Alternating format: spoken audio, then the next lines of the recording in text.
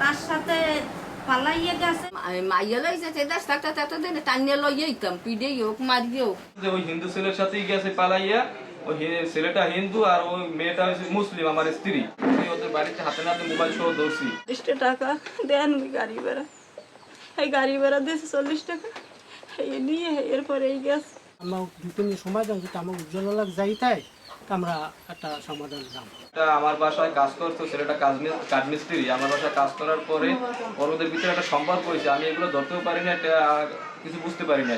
না পারলে হঠাৎ করে ওদের বাড়িতে বেড়াইতে গেছে পর ওদের বাড়িতে গিয়ে ওই ছেলে ওর মোবাইল উপর দিয়ে আসছে। দেওয়ার পর ওইটা আমি SMS এ দেখতে পাচ্ছি। ওদের বাড়িতে হাতে নাতে মোবাইল সহ ধরছি। ধরার পরে এরা একটা সবাই এলাকার সবাই মিললে একটা হয়েছে, সমাধান হয়েছে। সমাধান হওয়ার পরে আমি ওরে আবার মাইনে আনছি। আনার পরে আবার আমার সাথে মিলেমিশে সংসার করছে। হঠাৎ করে আবার ওর বাবার বাড়িতে বেড়াইতে গেছে, ওখান থেকে ও দাও। পরে খোঁজ পাইলাম যে ওই হিন্দু ছেলের সাথেই গেছে পালাইয়া, ওই ছেলেটা হিন্দু আর ওই মেয়েটা হচ্ছে মুসলিম, আমার স্ত্রী। আমি এই হিন্দু ছেলে যে ওরে ধোকা দিয়ে নিয়ে গেল, আমার একটা মেয়ে আছে, মেয়ের বয়স এই 20 মাস চলে। এইটার আমি একটা মস্ত বড় একটা বিচার চাই। আমাকে বোর মাই আর বাপে হেরা কইতেছে আমি ওই উজ্জ্বলের দিয়ে দিন, ওই মশারার দিয়ে দিন, আমাকে বউ দেবে না। তাই এই নিয়ে গ্যাঞ্জাম। তারপরে আবার কয় যে একটা মেয়ে আছে, তাই থাক আমরা কই একটা মেয়ে আছে, মেয়েটা কার মধ্যে পরে আনছি, আনিয়ে দর্শন করছি। এর মধ্যে কোনো শব্দ না, কিছু না। হঠাৎ করে বউ বাপের বাড়ি বেড়াইতে গেছে। হিন্দু একটা ছেলে উজ্জ্বল না, তার সাথে পালাইয়ে গেছে। আমার বাড়ি কাঠমিস্ত্রি কাজ করছে, কিন্তু রিলেশন করছে আমরা কেউ জানি না।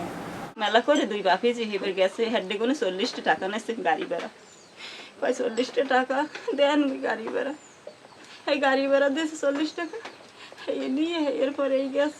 পরে হে আবার আমার বললে গেছে কি আমার কিস্তি আছে, ওই বান্দাগাড়া কয় কি কয়েক টাকা গুছাইয়া কিস্তি লইয়া যাইও, কিস্তি কাটতে আমি দিয়ে হেন্দে ফয়সালা করি আবার আনে।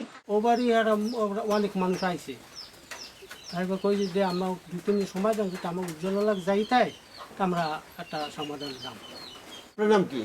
আমার নাম মায়েরা। আপনার ছেলের নাম কি?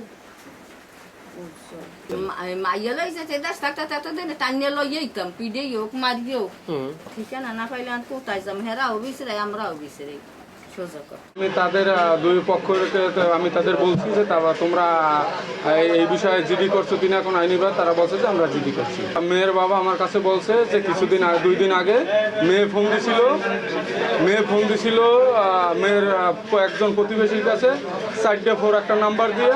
তারা বলছে যে তারা নাকি বলছে যে তারা ভালো আছে, কোনো সমস্যা নাই। এই কথাটা আমার তারা এই মেয়ের বাবা বলছে, এই কথাটা মেয়ের বাবা বলছে।